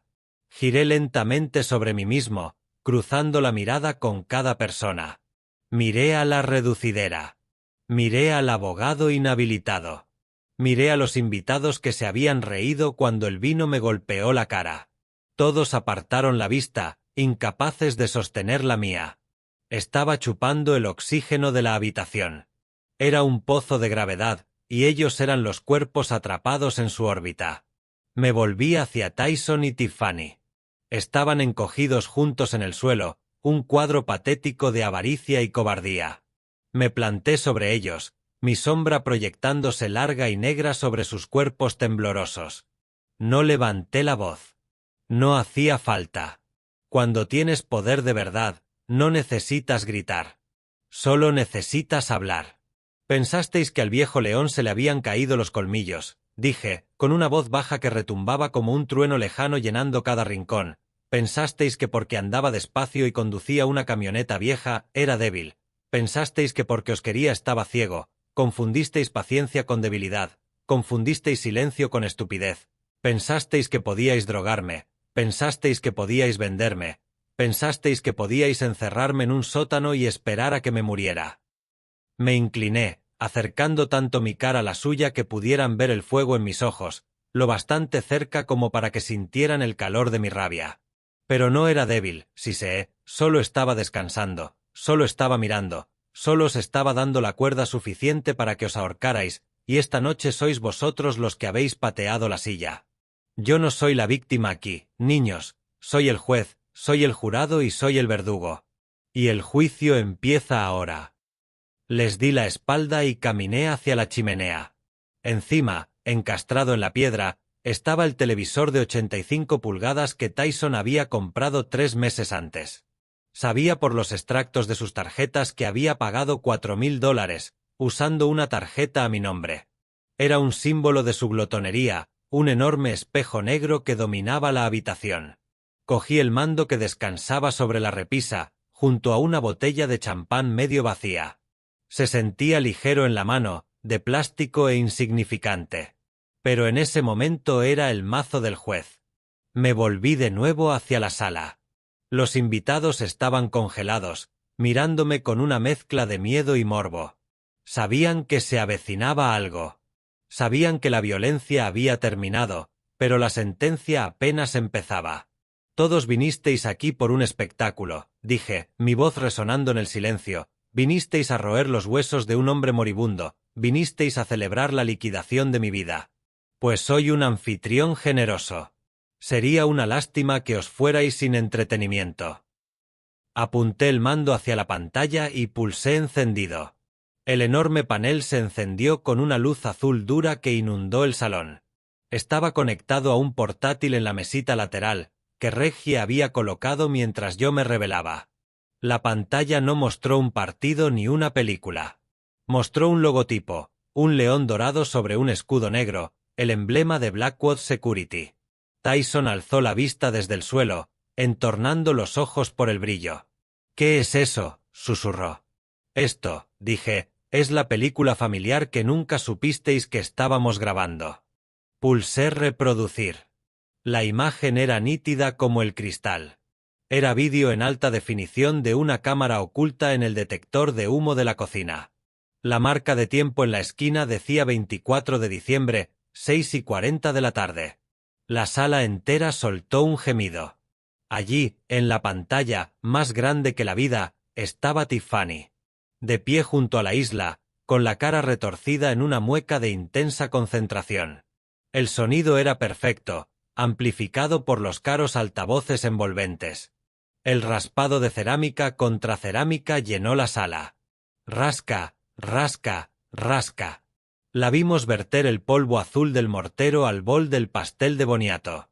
Vimos a Tyson al fondo, desplazándose frenético por el móvil. —¿Cuánto tarda? —resonó su voz por los altavoces, clara como el cristal. —Menos de 1 hora si la dosis es lo suficientemente alta —respondió Tiffany desde los altavoces. Los invitados se echaron atrás. Una mujer en la parte de atrás se llevó la mano a la boca. El abogado inhabilitado negó con la cabeza, murmurando una blasfemia. Eran delincuentes, sí, pero existe una jerarquía en el crimen. Robar es una cosa. Envenenar a tu propio suegro en la cena de Navidad es un nivel de depravación que incluso el inframundo desprecia. Avancé rápido. La imagen parpadeó y cambió. Ahora era visión nocturna verde y granulada. Era el sótano. La marca de tiempo, de hacía 2 días. El ángulo era desde la esquina, captando toda la celda de cemento húmedo. Tyson paseando. Tiffany de pie junto a mi cuerpo inmóvil en el colchón. Lo llevamos al otro lado de la frontera esta noche, siseó la voz de Tiffany por los altavoces. Riñones, hígado, córneas, vale más por piezas que entero. La sala se quedó muda. El aire desapareció. Aquello no era solo asesinato. Era carnicería. Era convertir una vida humana en mercancía. Miré a Tiffany. Estaba clavada a la pantalla, con la cara blanca, los ojos abiertos y sin parpadear. Parecía estar viendo su propia autopsia. Veía al monstruo que realmente era proyectado en resolución 4K. Volvía a avanzar. Ahora el despacho. Tyson sentado frente al escritorio, rodeado de papeles. Sosteniendo un bolígrafo con la mano temblando. Solo una firma, se oía decir en la pantalla, solo una firma y Viper me deja en paz. Lo vimos trazar mi firma en los documentos del préstamo. Lo vimos practicarla una y otra vez. Lo vimos cometer falsificación y fraude con la intensidad sudorosa de un adicto. Pausé el vídeo. La imagen de Tyson firmando mi nombre se quedó congelada, un monumento a su traición. Me volví hacia ellos. Tyson lloraba en silencio, con la cabeza entre las manos. Tiffany se balanceaba adelante y atrás, murmurando no, no, no una y otra vez. Pensasteis que erais listos, dije, pensasteis que erais invisibles, pero os he estado mirando. Cada momento, cada mentira, cada delito, todo está aquí. Terabytes de pruebas, suficiente para encerraros 3 vidas. Pero eso no es lo mejor, añadí. Pulsé otro botón. El vídeo de la falsificación se encogió a la esquina superior izquierda. El resto de la pantalla se llenó con otra interfaz. Una plataforma de redes sociales, un panel de retransmisión en directo, y en el centro, un directo de la sala en la que estábamos en ese mismo momento. Lo filmaba una cámara escondida en el sensor de movimiento de la alarma, en la esquina. A la derecha caía una cascada de texto tan rápida que era un borrón. Comentarios, reacciones, emoticonos. Señalé el contador en la esquina. El número subía sin parar. 48.000, 49.000, 50.000. Saludad al mundo, niños, dije con una voz fría como el hielo, estáis en directo. Tiffany miró la pantalla. Vio los comentarios. Monstruo. Métanla en la cárcel. Ojalá se pudran. Llamen al FBI. Ha querido matar a su suegro. Asquerosa. Se le fue el color del rostro hasta parecer un cadáver. Se puso en pie a trompicones, llevándose las manos al pelo. Apágalo, gritó. Apágalo, no puedes hacer esto. Mis amigos, mi reputación, tu reputación. Me reí. Tu reputación ya no existe, Tiffany, es ceniza. 50.000 personas acaban de ver cómo planeabas vender mis riñones. 50.000 personas acaban de verte envenenar mi pastel. Tu jefe te está viendo, tus vecinos te están viendo, tu madre probablemente te está viendo. Querías ser una socialité, querías ser famosa. Enhorabuena. Ahora mismo eres la mujer más famosa de Estados Unidos, y todos saben exactamente lo que eres. Tyson alzó la vista hacia la pantalla. Vio el número de espectadores. Vio el odio en los comentarios. Entendió que su vida, tal como la conocía, había terminado. Nunca volvería a trabajar en finanzas. Nunca volvería a sacar la cara por el club de campo. Era un paria. Un paria global. Nos has destrozado, susurró, lo has destrozado todo. Yo no os he destrozado, corregí, acercándome a la cámara hasta llenar la transmisión con mi rostro, solo he encendido la luz, los que os habéis destruido sois vosotros, yo solo me he asegurado de que hubiera público para ver los restos. Miré directamente al objetivo, hablando a los 50.000 extraños que juzgaban a mi familia. Esto es lo que pasa cuando muerdes la mano que te da de comer, dije, esto es lo que pasa cuando confundes bondad con debilidad. Me volví hacia Tyson y Tiffany. Estaban acurrucados en el suelo, llorando, aplastados por el peso de 1.000.000 de ojos digitales. La policía viene de camino, dije, pero, sinceramente, la cárcel va a ser unas vacaciones comparado con lo que os espera aquí fuera. Internet no olvida y yo tampoco. El directo seguía escupiendo una cascada de juicios en la pantalla gigante, pero le di la espalda. La corte de la opinión pública ya había dictado sentencia, pero aún me quedaba la condena financiera. Reggie dio un paso al frente y me entregó una carpeta negra gruesa. Pesaba, no solo por el papel, sino por el peso de la estupidez de mi hijo. La tiré sobre la mesa. El golpe seco del plástico contra la madera hizo que Tyson se encogiera. Alzó la mirada, con los ojos rojos e hinchados. «Ábrela», ordené.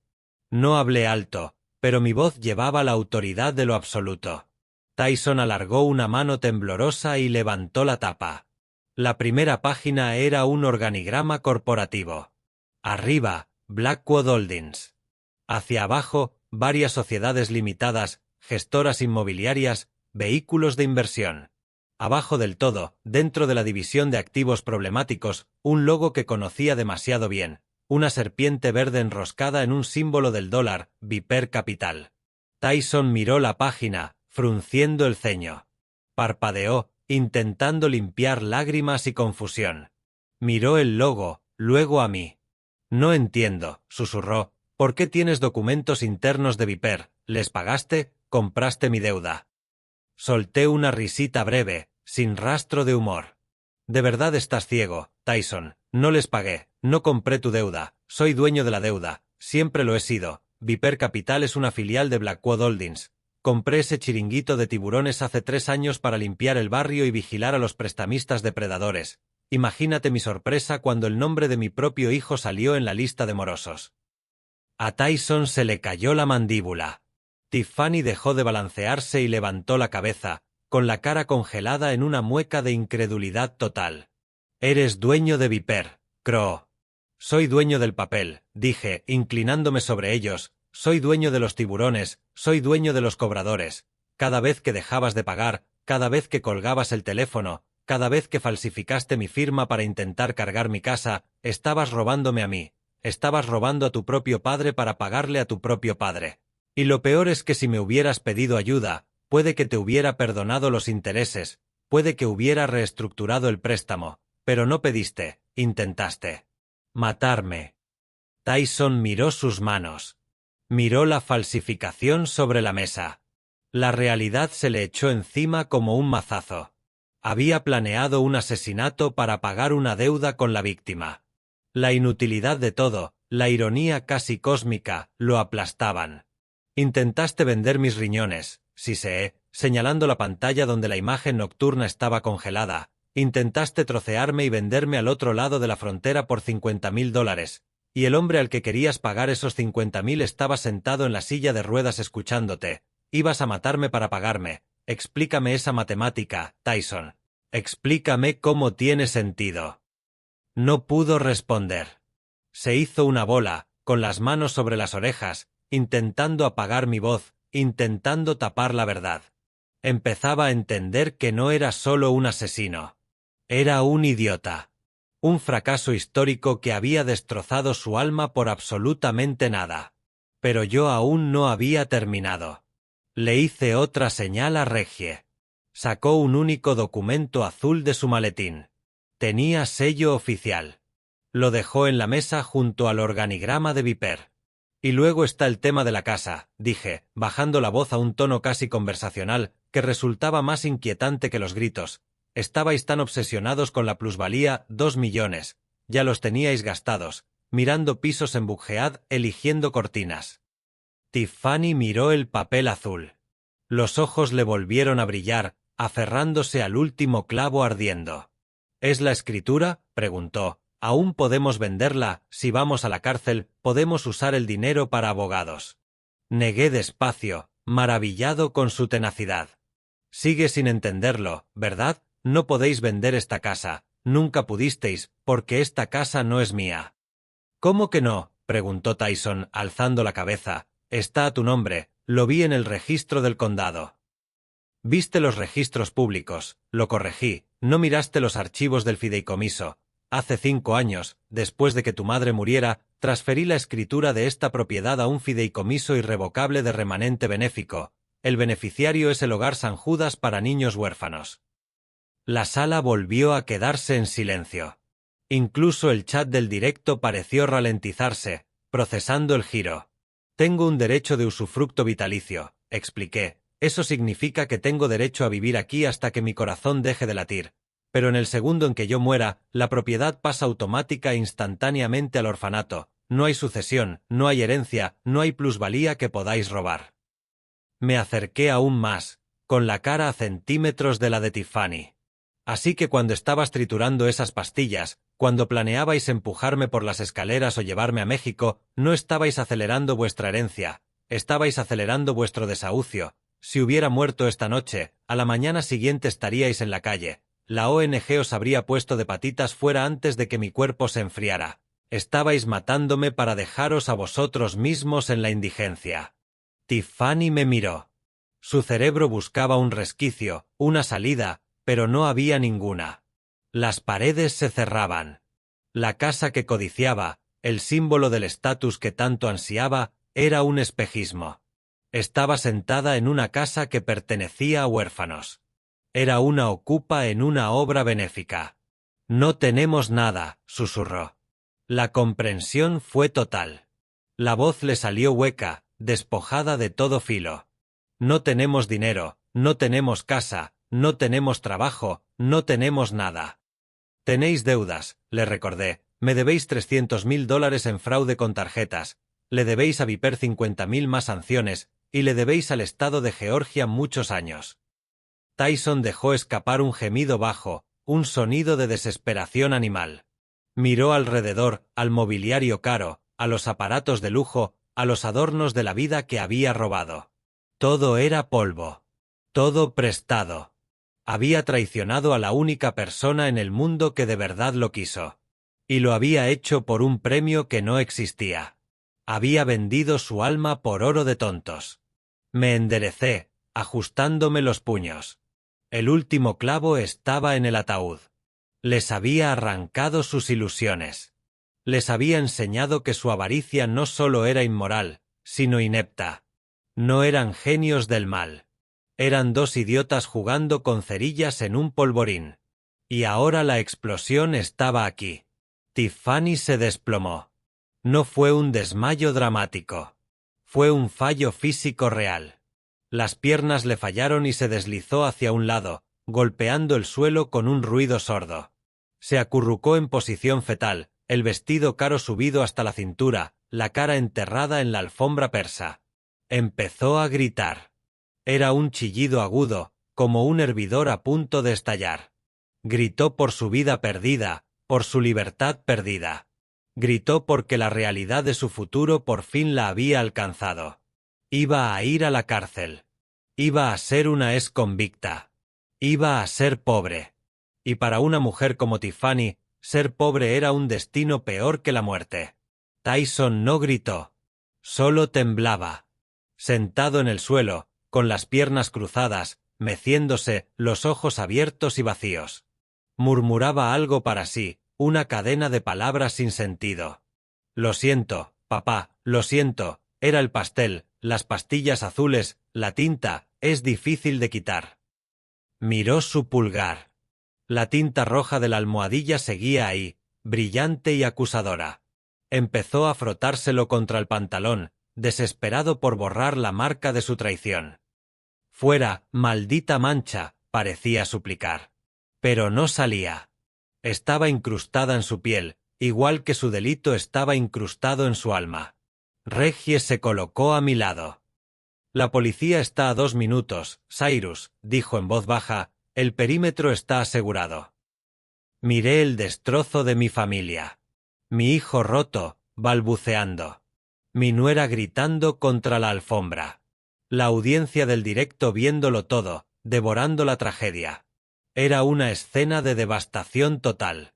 Un yermo nuclear del corazón. Sentí una punzada de tristeza. No por ellos, sino por los recuerdos que habían vivido en esta casa. Las mañanas de Navidad, los cumpleaños, las cenas tranquilas con Beatatrice. Todo estaba manchado ahora. Esta casa era una escena del crimen. «Abre la puerta, Reggie», dije, dándoles la espalda, «dejemos entrar a los agentes, aquí he terminado». Caminé hacia la cocina, dejándolos tirados en el suelo. Necesitaba un vaso de agua. Tenía la garganta seca y quería quitarme para siempre el sabor del pastel de boniato de la boca. Mientras abría el grifo, oí cómo las sirenas se apagaban al entrar en la entrada. Los destellos azules se filtraron por la ventana, bañando la cocina en fogonazos. Era el fin de la fiesta. Era el final del trayecto. Y fuera, en el aire fresco de la noche, por fin podía respirar. Me quedé de pie en el fregadero con el vaso frío entre las manos cuando la puerta principal literalmente se hizo añicos. No se abrió. Fue derribada. El ariete golpeó la madera maciza con un crujido que hizo temblar los cimientos, lanzando una nube de astillas y polvo al recibidor. El ruido fue ensordecedor, una sinfonía caótica de voces que gritaban órdenes y botas pesadas aporreando la tarima. Una docena de agentes tácticos irrumpió en el salón, armas en mano, linternas cortando la penumbra como sables de luz. Se movían con una eficacia aterradora, lanzando instrucciones que se solapaban en un muro de sonido. «Policía, al suelo, manos donde las pueda ver, nadie se mueva». Los invitados, los tiburones y carroñeros que hacía nada estaban tan ufanos, se tiraron al suelo al instante. Sabían el protocolo. Se dispersaron como cucarachas cuando se enciende la luz, cubriéndose la cabeza, haciéndose ovillos. Yo observaba tranquilo desde el arco de la cocina. Bebí un sorbo de agua. Estaba fresca y limpia, arrastrando el sabor persistente de la traición. Reggie estaba junto a la chimenea, con las manos levantadas, mostrando las palmas.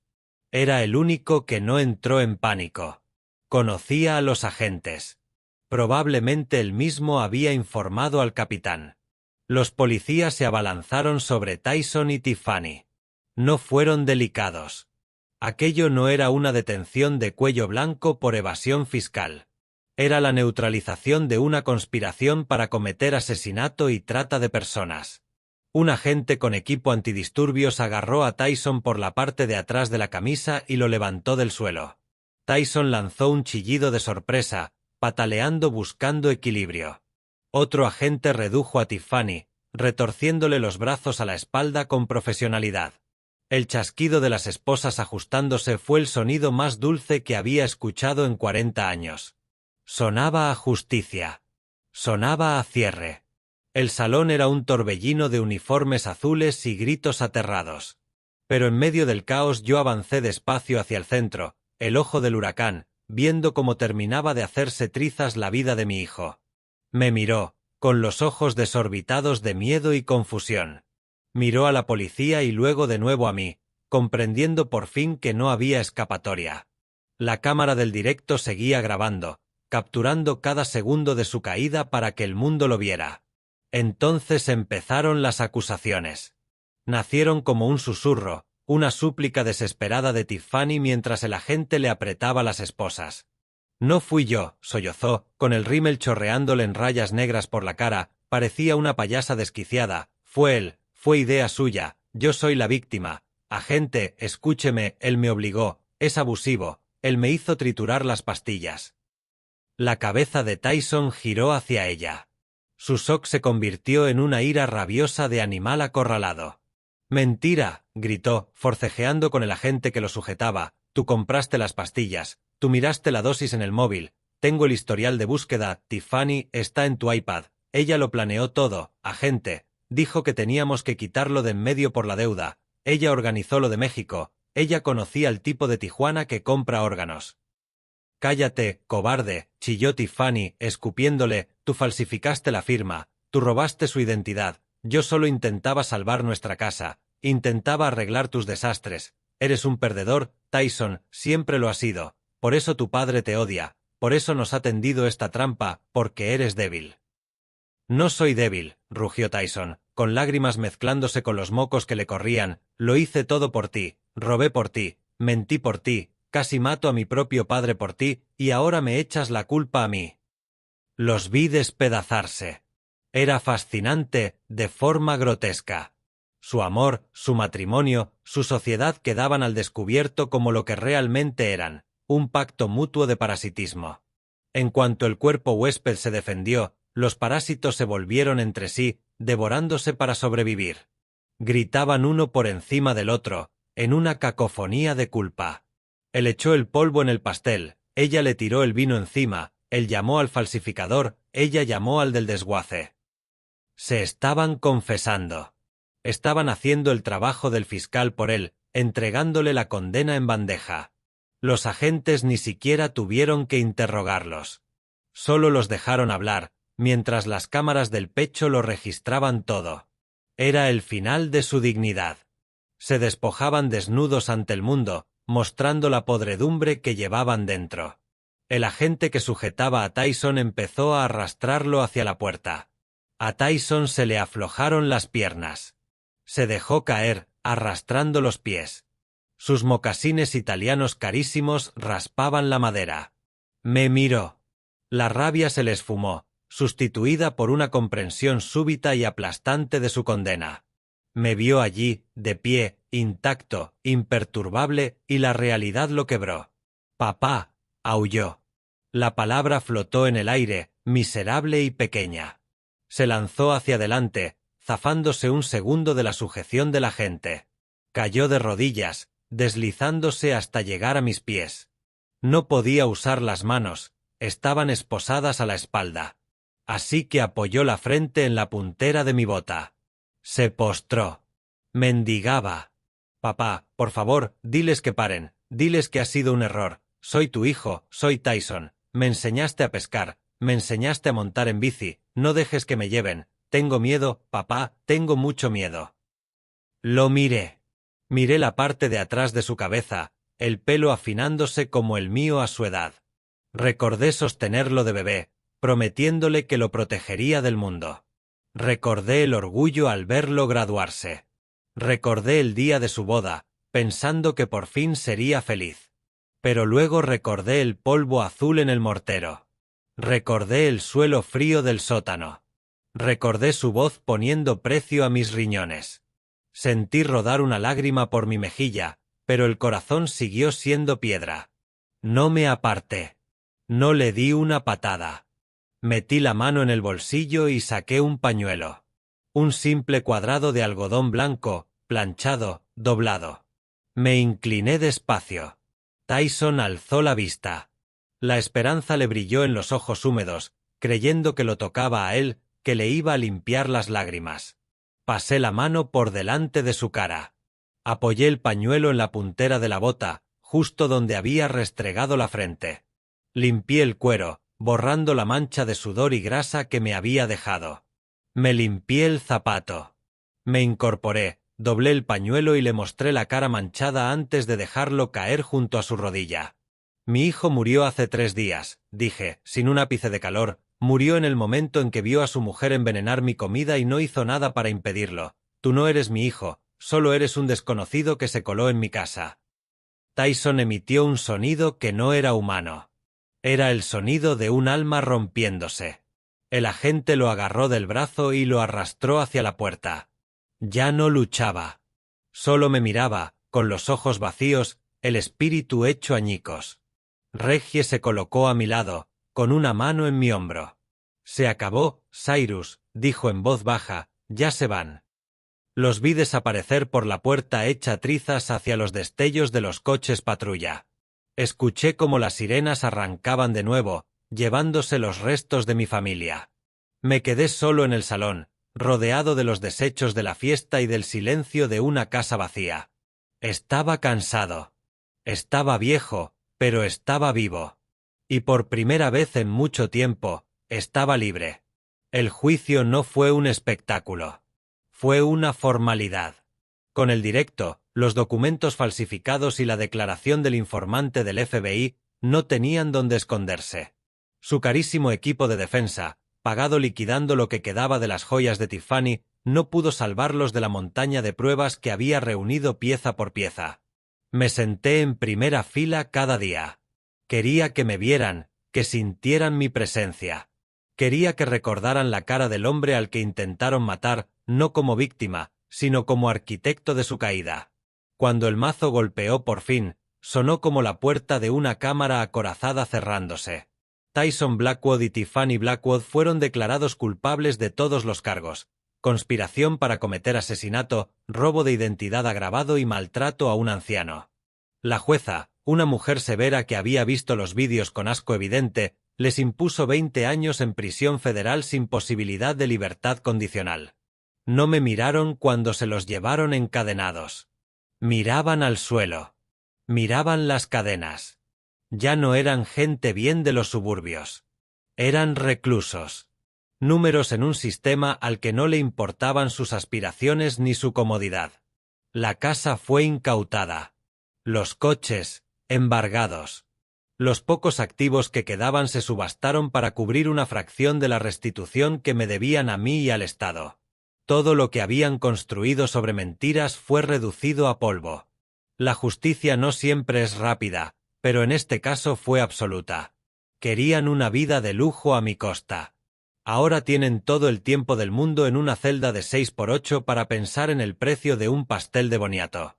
6 meses después, estaba de pie en una colina tranquila con vistas al skyline de Atlanta. La hierba, verde y cuidada. El aire olía a magnolia y lluvia reciente. Frente a mí, la lápida sencilla de granito de mi esposa, Beatatrice. Durante años había venido solo, cargando el peso de mi éxito secreto y la pesada carga de los fracasos de nuestro hijo. Pero ese día no estaba solo. Detrás de mí, en semicírculo respetuoso, había 12 jóvenes, hombres y mujeres. Eran médicos, ingenieros, profesores, artistas. No compartíamos sangre. No compartíamos ADN. Eran hijos del hogar San Judas para niños huérfanos. Eran los beneficiarios del fideicomiso que había creado décadas atrás. Los verdaderos herederos del imperio inmobiliario que levanté en la sombra. Pagué sus carreras. Los asesoré. Los vi convertirse en lo que Tyson se negó a ser. Una joven llamada Sara dio un paso al frente. Era cirujana pediátrica. Una mujer que salvaba vidas cada día, en lugar de intentar quitarlas.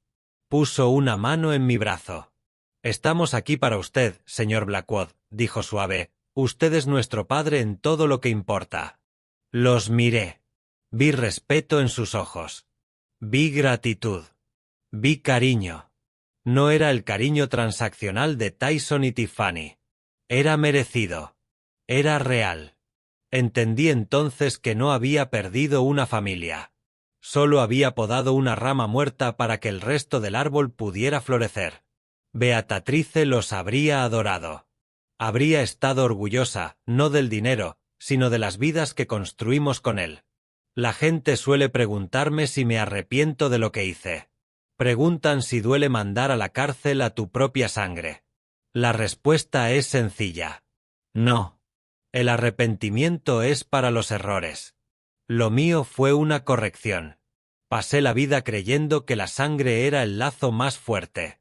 Creí que, si le daba suficiente a mi hijo, si lo quería lo bastante, se convertiría en un buen hombre. Me equivocaba. La sangre es solo biología. La lealtad es una elección. La integridad es una elección. Y cuando alguien elige traicionarte, pierde su sitio en tu mesa, da igual el apellido que lleve. Aprendí por las malas que no puedes comprar carácter. No se hereda la dignidad. El dinero es una herramienta magnífica, pero un amo terrible. Expuso la podredumbre de mi hijo con la misma claridad con la que reveló el potencial de los huérfanos que tenía detrás.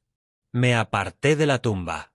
Bajé por el camino, la cabeza alta, el paso firme.